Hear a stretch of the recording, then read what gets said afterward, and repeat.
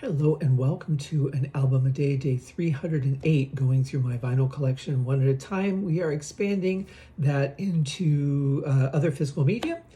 But before I get into today's, and I did find something really cool, perfect for Halloween, and we'll get to that in a minute. But first, something has been bothering me ever since I moved here.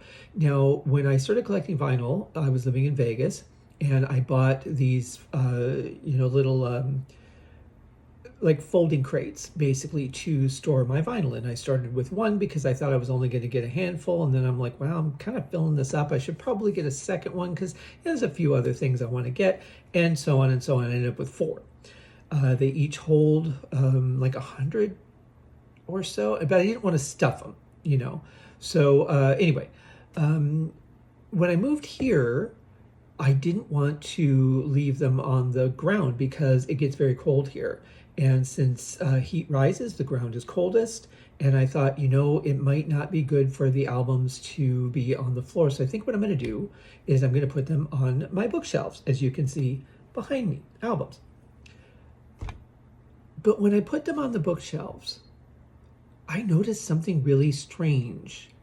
And I'm trying to remember how I did this growing up with my vinyls, because in America, and I would imagine the majority of countries, I know that there's some countries that do things the opposite way, so I can't speak for you guys. For you guys, this works out fine. But you typically go from left to right. We read from left to right. We look at shelves from left to right. This way all the time, or for you guys it would be this way because you're looking at me in reverse. But that doesn't work with albums, because now see, and the reason I bring this up is because in the cases they were front facing, so you would flip through them this way. But as I have them on my shelf, to where for me I'm looking at them this way, because this is how I would look at them. For you guys it would be this way. But as I'm looking at them and then they're on my shelf, I'm like, okay, I'm flipping from 1 to 3, I'm going from left to right, but the spines are on the other side.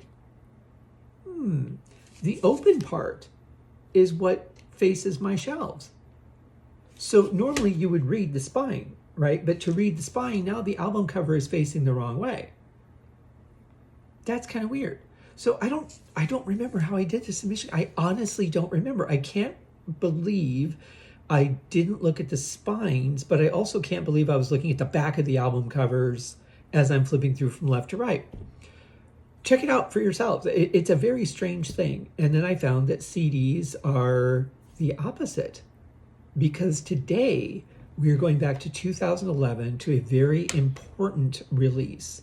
I was excited when this finally came out because this was the soundtrack of one of two movies that inspired me to get into film composing, and this was actually the original one, and there was one that came later.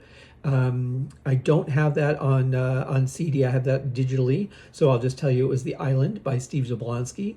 That was the thing that kind of re-sparked my urge to get into film composition.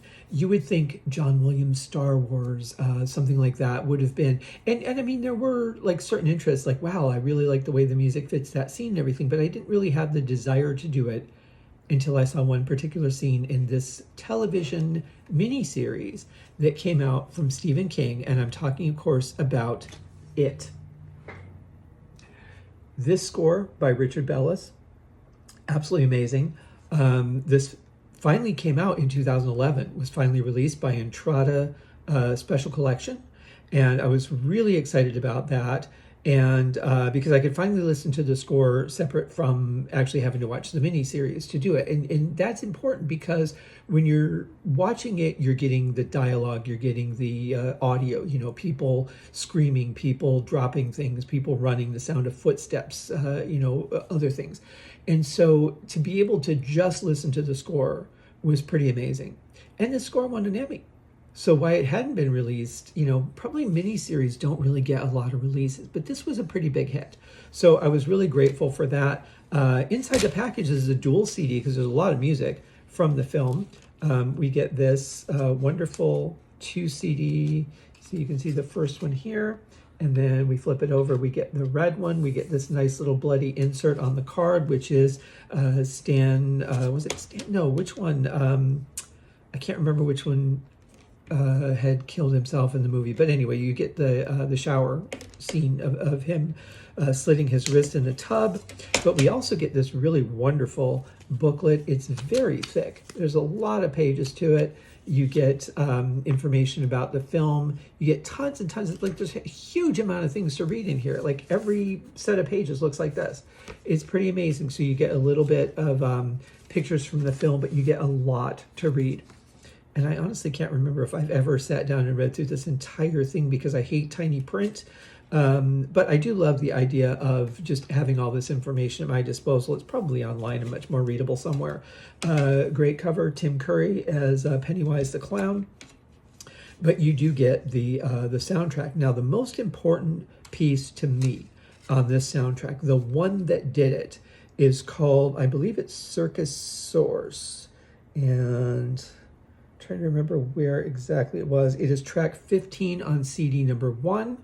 Yes, I need new glasses. That's why I have to do that with the smaller print. I could use my magnifier. I got a lighted magnifier so I could read the runouts on the album where it's etched in there so that I could properly choose on Discogs what I actually own. I still have to go back and redo the old ones to make sure that I've selected the right ones because when I started doing it, I didn't even know about that. But anyway, Circus Source, that is the scene where young Bill is flipping through an old photo album.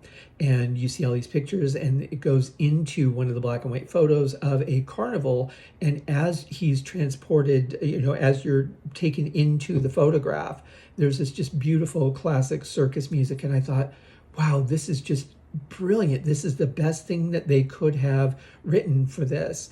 And just absolutely loved it. I'm like, God, yeah, I would love to do this. I would love to be able to take music, match it to picture, take this whole thing and enhance, medium with music, and would just love to do that. And that's where the initial spark came from. Fast forward years later, I'm talking to a composer in LA about becoming a film composer, kind of just starting to get into it, trying to figure out while I'm living in Phoenix what I can do, where to go, who to meet, all that stuff. And there were really no guidelines at all, which is why I wrote my book, Becoming an Indie Film Composer, because every book that I found on composing started with when you're in Hollywood, when you're on the scoring stage, when you're paying an orchestra $100,000 an hour, here's how to handle all these things, here's how to write up the quote and all this. And I'm like, I have no resources to get started. How do I get there? And so I just started trying things that made sense, talking to people, putting ideas together. Some things worked, some things didn't. All that is in the book. But ran into a composer in online through MySpace, and he told me about this book, The Emerging Film Composer. So I get that. It happens to be by Richard Bellis, the composer that wrote this. Wonderful book. I reached out to Richard. He became a bit of a mentor for me for a while. Met with him when I went out to LA to talk to people about film scoring and what I could do, how to work with people in the orchestra. I met with 2 people that were in the recording orchestra there, met with other composers, and just wanted to see what I could do to take my business to the next level. And it really came down to, you have to move to LA. That was it. I had done enough work.